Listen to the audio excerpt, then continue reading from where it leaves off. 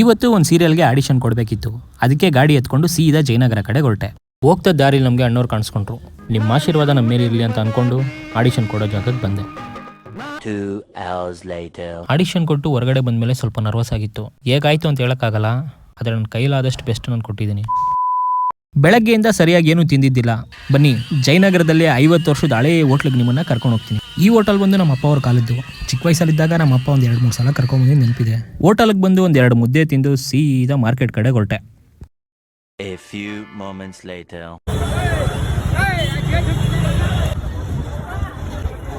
ಮಾರ್ಕೆಟಿಗೆ ಬಂದು 5 ನಿಮಿಷ ಆಗಿದ್ದು. ಮಿಸ್ಟರ್ ಸೂರ್ಯ ನಮ್ಮನ್ನ ಯಾವ ಥರ ಮಾಡಿದ್ರು ಗೊತ್ತಾ?